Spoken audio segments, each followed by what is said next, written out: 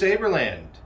Vader's Vault here, and this may look like a familiar saber, and it is. It is our Sovereign model, but after now 2 successful years of this quickly becoming one of our best sellers ever, we have decided to offer a dark variant, or in this case it is a shadow variant. This is the Shadow Sovereign, and it's based in part on in our ready to ship sales we get to play with different color schemes and whatnot.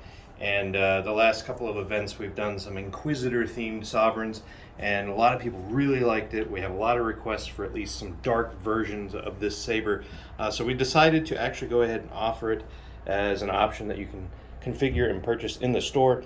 Similar to the Elite, it is got powder coating on it in a lot of the areas that the Elite has the reverse of. So in a lot of the detail areas we have the reverse color scheme going on, and a nice coat of flat black powder coating gives it a very sinister or executive look, depending I guess on your point of view or personal affiliations. And then it helps some of the details stand out, especially the copper and brass piping, which is standard across all models. We've also made some changes to the other models in the accessories or customizations that you can do. Similar to our Promethean model that came out earlier this year, we have decided to offer different control box, metal options, switch options, things like that. Like you can see on the Shadow variant of this, the control box and the OLED frame are of a white metal or silver metal, being that the control box is aluminum. The side panel is stainless, and we went with stainless steel just because of the strength. When we have these thin OLED frames here, the aluminum was just too fragile to use, so we went with a stainless steel laser cut panel to give it that similar look.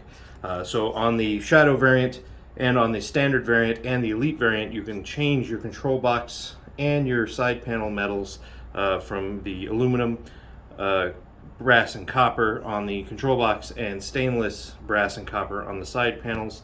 And new also, and I will show you this now, is we are offering lighted switches now on the Sovereigns. So you can get the RGB blade matching backlit switches, as well as changing your switch metals. If you don't want lighted switches, you can get brass or copper metal switches in either position. You can configure them separately, so you can choose either brass, copper, or backlit RGB on the main switch, and the same for the auxiliary switch. Of course, the standard across all models is the aluminum non-lit switch, but again, the upgraded choices being the brass, the copper, or the backlit RGB blade matching switches. Again, on the control box, you can choose either brushed aluminum, brushed brass, or brushed copper, or even polished aluminum, polished brass, or polished copper, similar to the Promethean model. Also similar to the Promethean, if you choose a white OLED screen in the side. So if you choose the white color, you can add a color filter. So we offer different lighting filters that you can put over the OLED screen, and the white helps shine through and change the color. You can do anything from red, which is a very good choice, or you can do things like purple or pink or green or different color blues. Anything that you'd like, any color that you'd like, just let us know in the checkout notes after you choose that option, what color you'd like, and we can accommodate that for you. So again, this is our Shadow variant, and I will get it powered on again, and we'll go through the operations as well, just so for those who are new to the product can see how this saber functions. We've got our chassis, which is a fixed chassis accessed by unscrewing the grip here right at the middle. And after you take it off, we've got your battery here. On the underside is our USB-C port, and that is for data access or using one of the control programs like Rice or ForceSync or Tristan Cam's CFX.net, his application that he just launched, and also their CFXit by Silvernost that you can connect and use this either via the USB port, or you can also upgrade to Bluetooth, which is a wireless feature to do that with. But this also acts as a direct access to your SD card, so you can swap sound fonts, or you can change your settings manually, or even charge the battery. A lot of people just want to plug something in, charge it, that's fine. But these sabers are also made with a removable battery option, and that is accessed by unscrewing this rear speaker pod, just so it clears that battery and lifting it up and out. You can put it in the included external charger, and when you're done charging it, or you can put in a separate battery if you have spares, which we do also offer on the website. You can put the positive end, which is the button topped end, towards the blade, put it in first, push down, and then tighten it until you hear the beep sound, and now it's ready to go again. Put your grip back on here. The forwardmost switch, the one closest to the emitter, is the main switch. That's your on and off. And then the rear button here is your auxiliary switch. That's for triggering your auxiliary effects like blaster block, lockup, force effects, tip drag, that kind of stuff. It's also useful when you want to get into the spectrum menus, things like that I'm going to demonstrate here. But it's also what you use to get into your menus. So you would press and hold it. Sound bank selection. When the saber is off, you press and hold that to get into the sound font selection. But it's not just the sound fonts, it's Audio player. You can get into the audio player mode. SD card USB access. That's the selection you have to choose if you want to access the SD card and change your sound fonts or connect to the computer via USB. If you get into it without connecting to the computer, the easiest way to get out is just to disconnect the battery with that speaker pod I showed you and then reconnect it, and it reboots the whole saber. System menu. That's your system menu. You can control things like blade power, volume, things like that on the fly.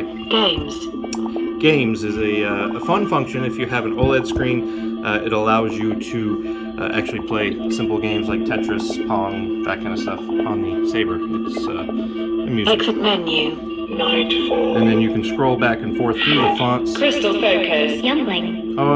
So if you scroll forward with the auxiliary button or backwards with the main button. Focus. Exit games. System SD card audio player. Sovereign. Okay, when you get to the sound font that you want, press any button and hold it. And you'll hear it boot up into that sound font, and then you can turn it on. So let's get it turned on. Put a blade in. Alright, so blade ignites. This saber is set up with NeoPixel, so do that again. That gives you your scrolling effects, your different animation effects. Also gives you an extremely bright blade. To change colors on either an RGB LED saber or on your Pixel saber, you're going to press both buttons at the same time. Spectrum. You'll hear the spectrum announcement, and then you can fan the saber up and down, and you'll hear it click, and you'll also see the colors change real time. And you can have up to 32 different shades or 32 different color profiles programmed in there.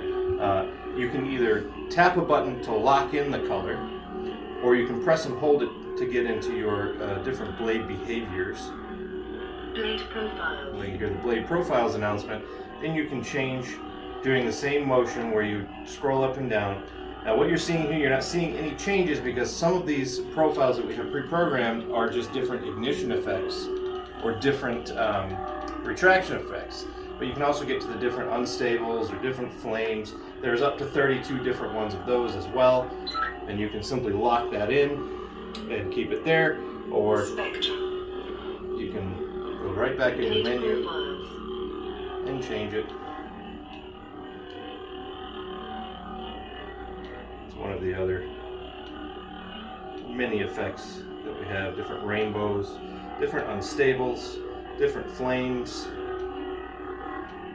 There's quite a few different ones on here. I would suggest playing with it. You can also connect it to any of the other programs we talked about and edit these effects to your heart's content and get everything exactly the way you want it.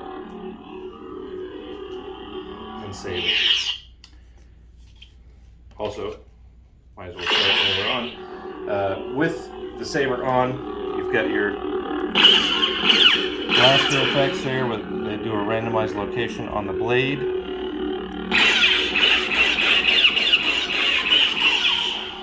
We've got the lockup here. We've got tip drag. Sort of hard to actuate on the countertop. That lets you get the sparking effect at the tip. And you've got the force effects that require a motion and the actuation of the auxiliary button. A lot of different things you can do. The Plector Labs manual for the CFX is available on your USB drive as well as on our website. The saber is also configurable for Proffie if you guys are more DIY minded out there. Just like some of our other sabers that have been getting refreshes. This one is no exception. The Sovereign products are now available for you to do a drop-down selection for either the CFX soundboard or the Proffie soundboard, which is a DIY-centric soundboard for those who are desiring to tinker with the back end of things and, you know, do their own programming. So this is the Shadow Sovereign from Vader's Vault. Enjoy your sabers.